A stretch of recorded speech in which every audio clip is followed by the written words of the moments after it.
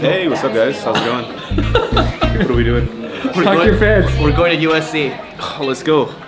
My dad always wanted me to go to college.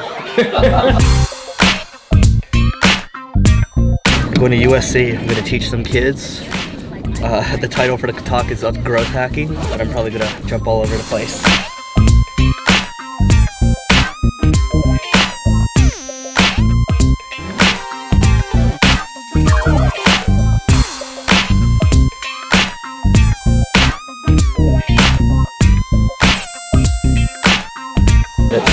Those guys are popular. Yeah. Bots and riot games. I don't even know what talk I'm giving today, but you know what? We'll figure it out. Yeah.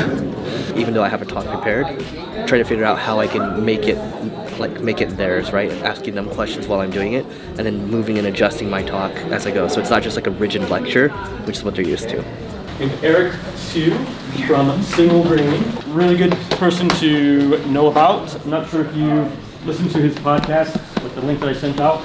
I'll let Eric take it away. Cool. Thank you, Eric, for having me. You could boost a post for $1 a day, see how it goes for 7 days, right? You look at the engagement numbers. So my thing with advertising is it's great because you can start with, $100 and see how it goes. You just need to establish some kind of specific goal, like as long as the numbers are getting better. I think a lot of people go into advertising saying, oh, I'm going to spend this amount, and like they really don't know what they're looking for, and then they just lose their shirt afterwards. We all try to do too many things.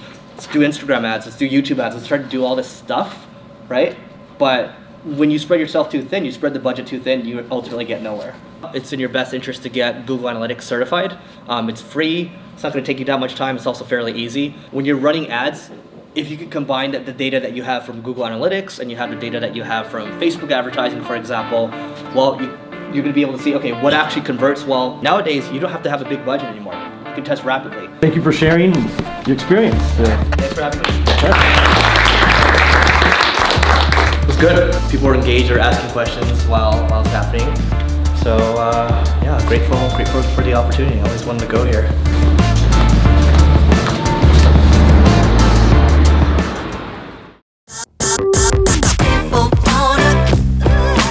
Personal best this last weekend.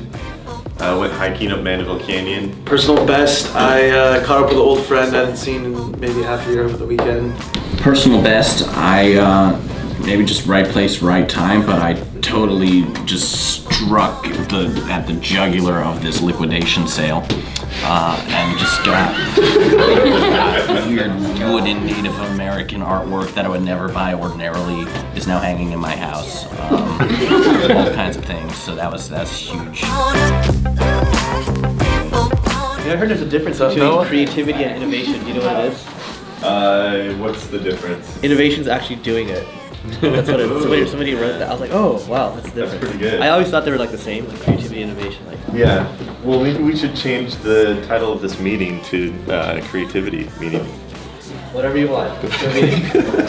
So for those of you who are new, this meeting is a chance for us to share industry updates, changes, new strategies, tools, and innovations. We'll start off with an article that I found regarding some changes in the EU. So usually we're sharing a lot of like technological innovations in this meeting, but this one is interesting because it's a kind of like a government policy that impacts marketing in general and just how data is shared.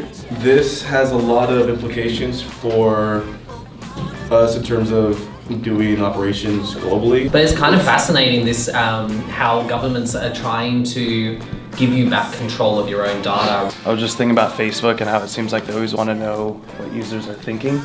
So we saw first they had just the like interaction, then that turned into reactions, and then now we see this patent that they're filing. Basically a way for them to try and detect if users are bored on the app and then reshuffle content based on that. Two interesting things they're doing. One is just like based on user behavior in the app, how long it's been since like you stopped to actually look at something and engage with it. But the other thing is leveraging your camera to look at your face and like see what you're looking at. And then to go like one step further, kind of Black Mirror. Facebook started out, they're just saying like, oh, we're trying to figure out a way to get humans to type via mind control. But obviously that's not the end game. Why would you just want to type with that technology? And then you see Microsoft applying for some mind reading headband related technology kind of in a similar realm. Yeah, that's first off 100% was going to happen. Google probably had this conversation last year.